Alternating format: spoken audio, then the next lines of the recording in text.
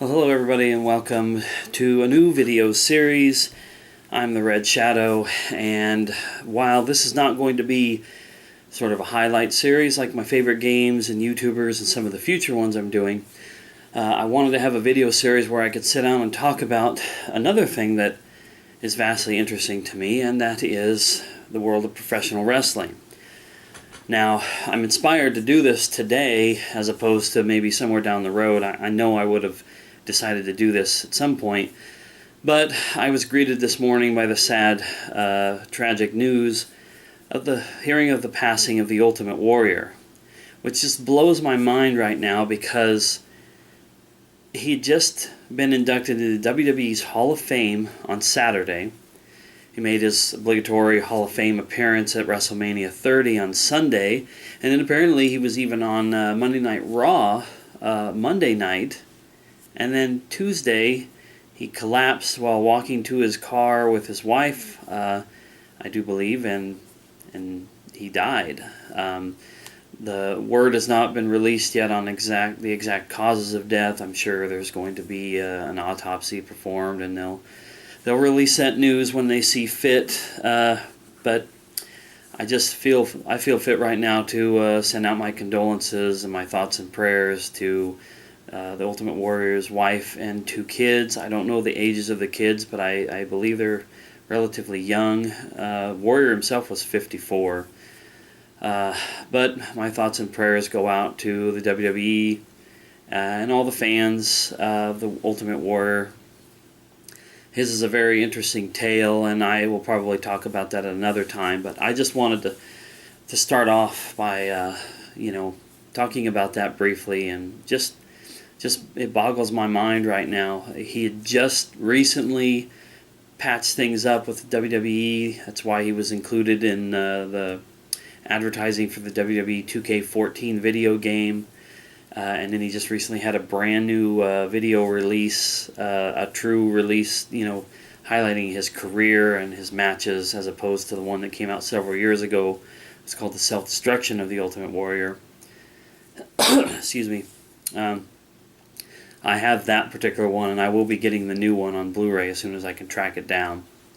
But at some point in the future with this series, I'll probably sit down with all of my collection and show it all off and talk a little bit about the titles that I have. But anyway, I want to move on from that particular topic. Like I said, I'll touch on the Warrior again at some point. It was nice to see things getting worked out between himself and Vince McMahon and the entire company. And then, even though that, as far as that situation goes, it went out on a very high and positive note, it's just so sad that right afterwards he's gone. But I kind of wanted to do, sort of like I did with my personal gaming history, I want to talk in this video about my time with wrestling and maybe talk a little bit about what this series is going to serve for me. So anyway, this shouldn't really take too long to talk about this. At some point in the 80s, back in the heyday of Hulk Hogan and Andre the Giant and the Macho Man, Honky Tonk Man, Ricky the Dragon Steamboat, King Kong Bundy, Captain Lou Albano, like the days of all of that, Junkyard Dog, Coco Beware, we just had an unbelievable cast of, freakish characters back then, because that's what the WWF was all about. Most promotions up to that point were still pretty much about the wrestling and the competition, and then you started to have a little bit of this storyline and larger-than-life characters pop up in the business, and especially in the WWF in the 80s. They wanted people to notice these characters. They had to be big, they had to be colorful, they had to have some sort of a gimmick attached to them. And, in the 80s and into the beginning of the 90s, that was a big thing. Now, by the later 90s and into the 2000s, people knew that wrestling was scripted. They knew that it had predetermined outcomes. So, you couldn't put it over on them that this wrestler was a cop and that wrestler was a clown.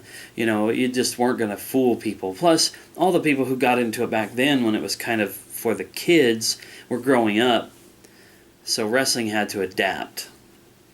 But when I got into the wrestling in the 80s, I watched the WWF. I even got to go to a show once in Butte, Montana in the 80s, and for the longest time, I had a kind of a cardboard-like poster like one of these that had the entire list of who was facing who and the date and the time. It was really awesome. I coveted that thing so much, and yet somehow or another I managed to misplace it over the years, and it's gone now. I watched that show, and I don't remember a whole lot from the show. Like, I don't remember who won. I didn't get to meet anybody. But what I remember the most was sitting with my dad up in the stands. The show was over. Most people were leaving, but a bunch of kids went down to the ring. Not into the ring, but they were on the outside of the ring, and they were touching the mat up above, and they were grabbing on the ropes. And I wanted to go down there so bad, and I think my dad could tell, and he was like, "Go on down if you want to check it out before we leave." So I go down the stairs and through the thing and over that, and I'm walking up there to where all the kids are, and I barely get to reach up and grab a rope, and here comes some guy telling all the kids that they have to move on, they have to take everything down. I was so disappointed that it was just that much of a chance, I got to just reach up there and grab a rope really quick. But I would watch it on television every chance I got. And back in those days, because I wasn't the guy who controlled the remote, my dad would flip through different things. Sometimes we'd land on WWF and I would get to watch it. A few times we landed on WCW programming. And I remember my dad actually stopping and watching a match between Sting and Ric Flair. Like an Iron Man style match, probably a 30-minute match, but it took up most of the program, and my dad was really impressed with that. To me, it was like, oh, these are good wrestlers, and I like the face paint of Sting and all that kind of stuff, but I was still drawn more towards the names that I recognized in the WWF. I would say somewhere around 1989 or 90, I think, because we moved a lot and I got into high school, I started to lose touch with it.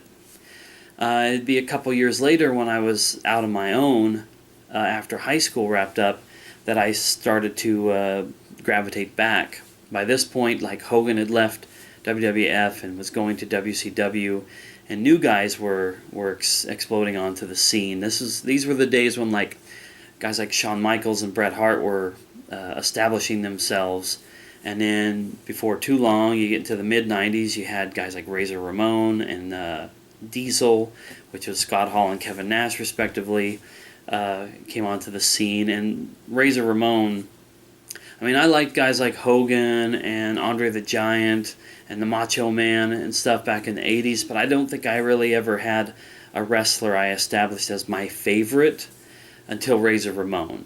He became my favorite wrestler up until the time that he left. Now, once again, there was I would call it a dark period for me where I just wasn't watching it too much for a couple of years.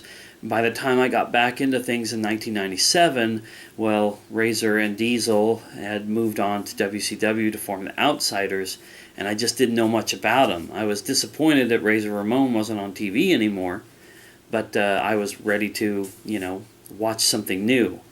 And 1997, I would have been roughly 22, 23 years old, and they were starting to do the mature stuff. They were starting to push the envelope. It was, in my opinion, from about 1997 to 2001 or 2002 was the best period of time in the WWE. The Attitude Era. I loved every part of it. So that's when I started to notice people on the show like Stone Cold Steve Austin, The Rock, Mankind, aka Mick Foley. You had people like Edge and Kane debut, who became probably my two next favorite wrestlers. It was Edge and Kane, and then Kurt Angle came to the company, and he was pretty much my favorite wrestler, even after he jumped to TNA.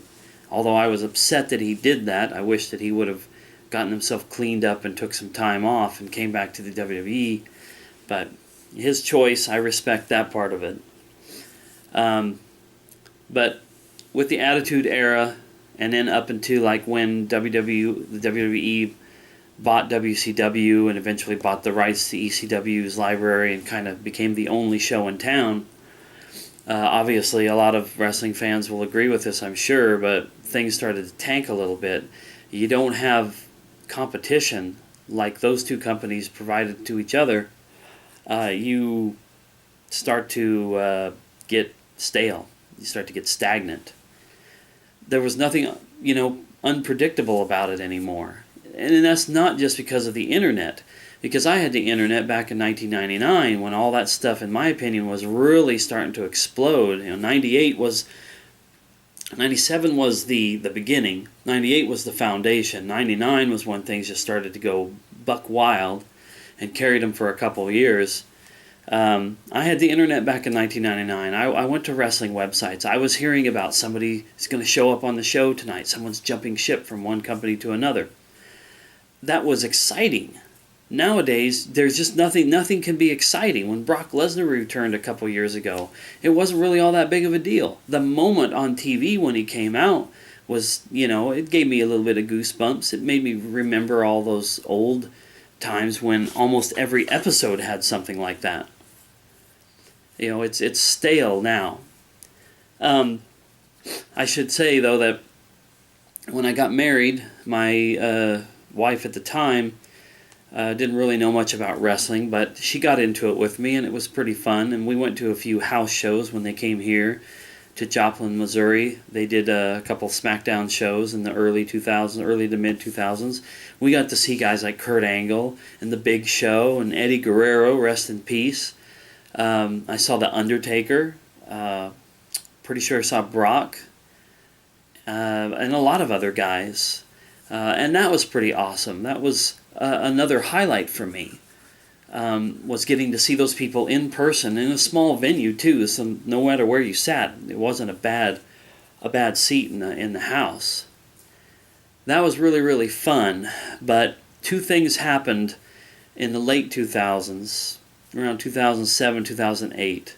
The first thing, as far as programming went, somewhere around there, they dropped the TVMA, the mature content, where they pushed the envelopes for language and blood and violence and the skin factor, the TNA factor.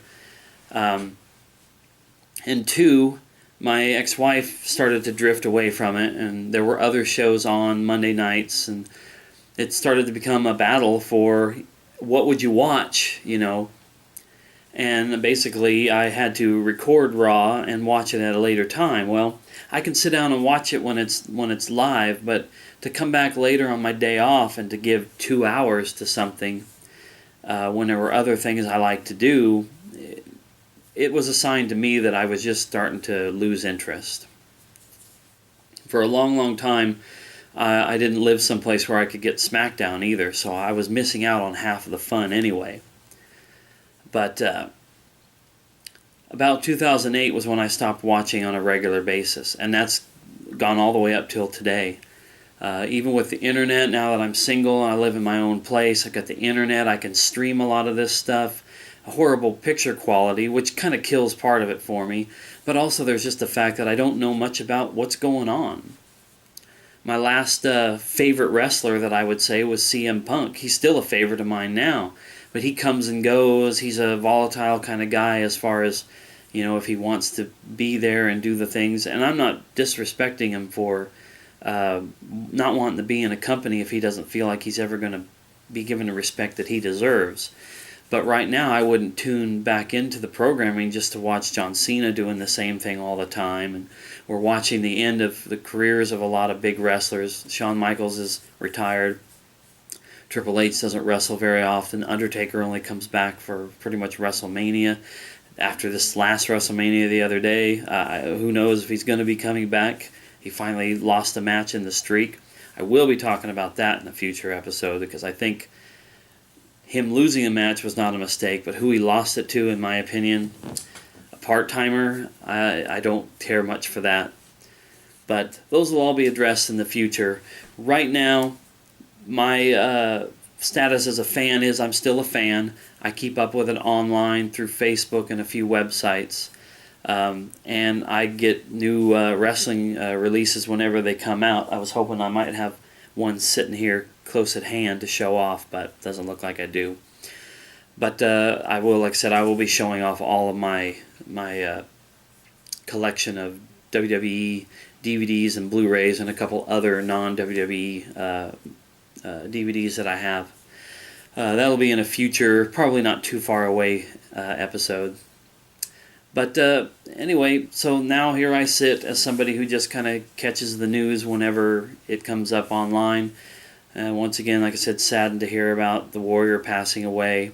I'll probably be talking about that. Hopefully I won't make too many people mad because, you know, I'm not a mark by any necessary means, but I'm also not the smartest wrestling fan that there is. But there's been a lot of deaths in this business here recently of people who should have lived a lot longer. Way too many legends gone. Way too many of my old favorites gone. It's a real shame. So I want to talk about that in the future, show off my collection, and then thoughts here and there as they come up. Thoughts on the video games, because I love a lot of those video games. Maybe I'll show off some of my crazy creations at some point.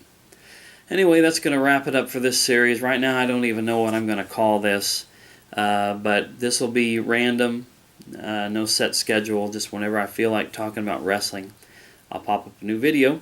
So if you're a wrestling fan, I hope you enjoyed. If not, choose something else that might interest you, and skip over these if you don't want to hear about guys in spandex, sweaty bodies in a ring, rolling around.